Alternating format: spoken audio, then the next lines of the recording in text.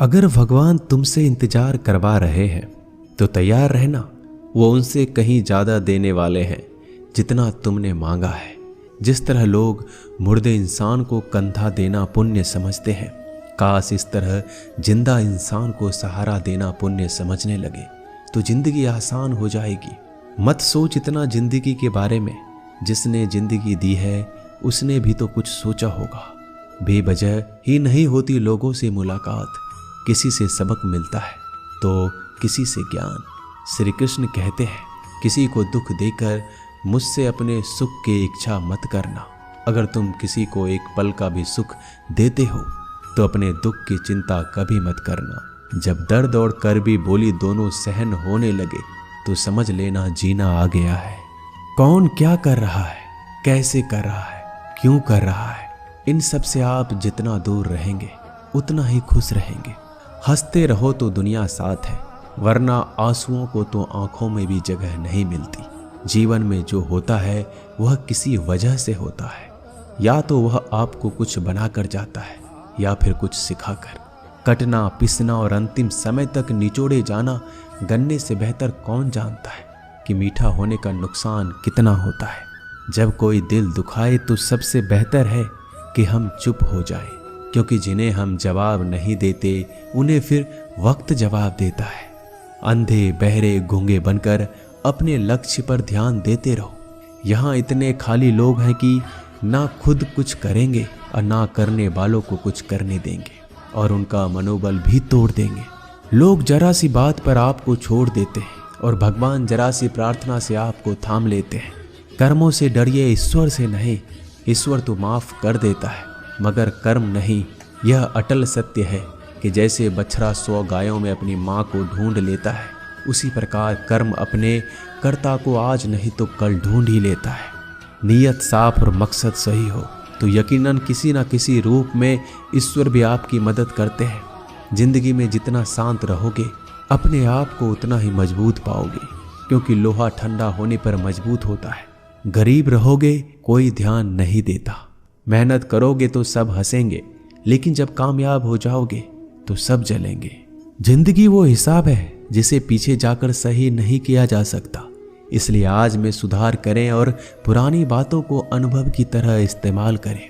जिस जिंदगी में उत्साह, लक्ष्य और अनुशासन ना हो उसे जिंदगी जीना नहीं, जिंदगी काटना कहते हैं। कभी कभी आप बिना कुछ गलत किए भी बुरे बन जाते हैं, क्योंकि जैसा लोग चाहते थे आप वैसा नहीं करते। जिस मनुष्य के हृदय में सच्ची मानवता हो उसकी सोच हमेशा यही होगी कि मुझे मिला हुआ दुख किसी को ना मिले और मुझे मिला हुआ सुख सबको मिले। मैंने हंसकर भी देख लिया और रोकर भी देख लिया, किसी को पाकर किसी को खोकर भी देख लिया। ये जान लिया कि जिंदगी वही जी सकता है जिसने अकेले जीना सीख लिया। जिंदगी बहुत कुछ सिखाती है, थोड़ा रुलाती है, थोड़ा हंसाती है। खुद से ज़्यादा किसी पे भरोसा मत करना, क्योंकि अंधेरे में तो परछाई भी साथ छोड़ देती है। अगर कोई आपको सच्चा प्यार करता है तो वह आपको समय जरूर देगा, आपकी हर स्थिति में साथ देगा, हमेशा आपके लिए समर्पित रहेगा, क्योंकि सच्चा प्यार एक दूसरे की खुशियां चाहेगा, आंखों में पानी नहीं। लोहे को कोई नष्ट नहीं कर सकता, बस उसका जंग उसे नष्ट कर सकता है। इसी तरह आदमी को कोई और नहीं बल्कि उसकी सोच ही नष्ट कर सकती है। इसलिए सोच अच्छी रखो, फल अच्छा ही होगा। इतना कमजोर मत बनो कि कोई भी आपको तोड़ सके, बल्कि इतना मजबूत बनो कि आपको तोड़ने वाला खुद ही टूट जाए। दर्द आपको मजबूत बनाता है, डर आपको बहादुर बनाता है, अनुभव आपको सिखा देता है। जिस दिन हम समझ जाएंगे कि सामने वाला गलत नहीं, सिर्फ आपकी सोच हमसे अलग है, उस दिन जीवन में सब दुख दूर हो जाएंगे। क्यों रोते हो? मन का ना होने पर जो लिखा है वही होकर रहेगा। एक रास्ता बंद करने से पहले भगवान 10 रास्ते खोल देते हैं। गर्मी के मौसम में पत्ते सूखने के बाद भी पंछी घोंसला नहीं छोड़ते, क्योंकि वो जानते हैं फिर से बरसात आएगी और पेड़ पर नए पत्ते आएंगे। जो हुआ उसे भूलकर नई शुरुआत करो और याद रखो, जिसका कोई नहीं होता उसका भगवान होता है। मतलब से जुड़े रिश्ते मतलब तक साथ देते हैं, लेकिन दिल से जुड़े रिश्ते आखिरी सांस तक निभाते हैं।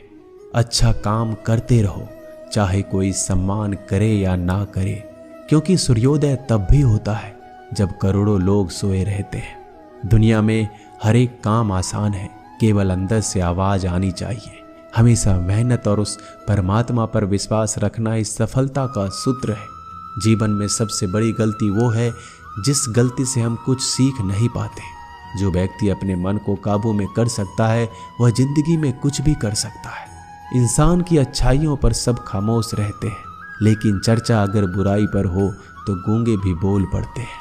श्री कृष्ण कहते हैं, तुम्हारे बीते हुए कल को तो मैं ठीक नहीं कर सकता, क्योंकि तुम वर्तमान में अगर अच्छा कर्म करोगे तो मैं तुम्हारा आने वाला कल जरूर उजागर करूंगा। झूठी बातों पर लोग आपकी वाहवाही करेंगे, वही लोग आपको तबाह करेंगे। बुरे से बुरा क्या ही होगा, हम तो हमेशा ही सोच लेते हैं, मगर अच्छे से अच्छा क्या होगा हम ये कभी नहीं सोचते। जो ईश्वर रात को पेड़ पर बैठे पक्षियों को कभी गिरने नहीं देता, तो सोचो वह तुम्हें अकेला और बेसहारा कैसे छोड़ सकता है। आज के ज़माने में कोई अपना नहीं होता, सिर्फ लोग तब तक साथ देते हैं जब तक उनका स्वार्थ होता है।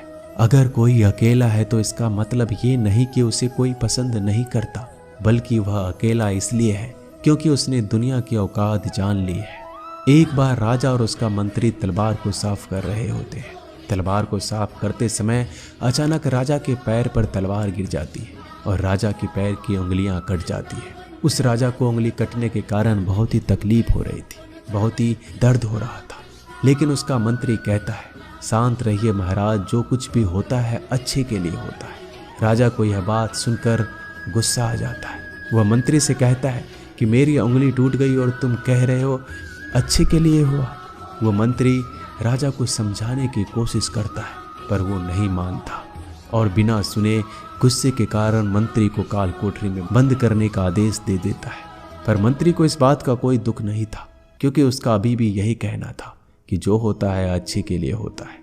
वो अपनी खुशी से ही अपने आप को सैनिक के हवाले कर देता है। राजा इस बात को सुनकर चौंक जाता है, सोचता है कि मेरा मंत्री कितना मूर्ख था।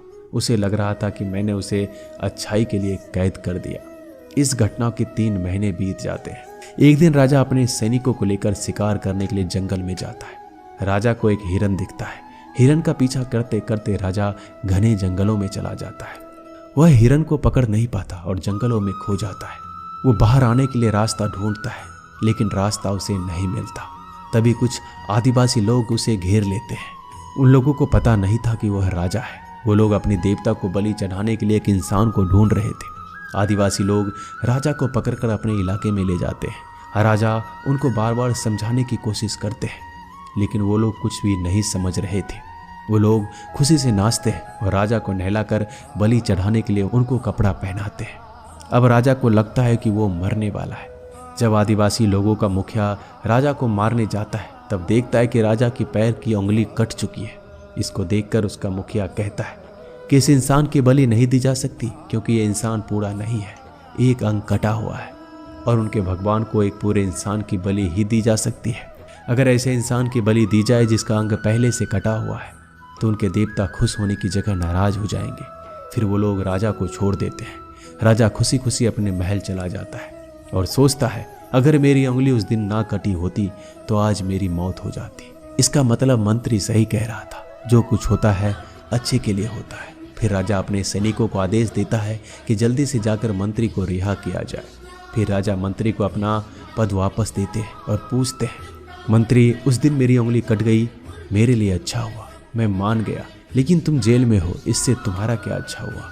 मंत्री खुशी खुशी राजा से कहता है, महाराज, आप शिकार के लिए जाते तो आपके साथ मुझे भी आना पड़ता, और अगर मैं आपके साथ जाता तो वो लोग मुझे मार देते। मंत्री की बात सुनकर राजा को समझ आता है कि जो भी हमारे जीवन में होता है वो अच्छे के लिए होता है। अगर हम अपने जीवन में देखें तो हमारे जीवन में भी कुछ मुश्किलें आती हैं। हम उनका सामना नहीं करते, हम उनको ही दोष देते हैं। ये मुश्किलें हमें आगे बढ़ाने और मजबूत कराने के लिए ही आती हैं। हमें हर मुश्किलों को सकारात्मक तरीके से देखना चाहिए, क्योंकि हर चीज़ कुछ ना कुछ सिखाकर ही जाती है। हर व्यक्ति के जीवन में सुख और दुख का आना जाना बना रहता है। दोस्तों, आशा करते हैं कि ये वीडियो आपको पसंद आई होगी। मिलते हैं जल्दी नए ज्ञानवर्धक वीडियो के साथ। धन्यवाद।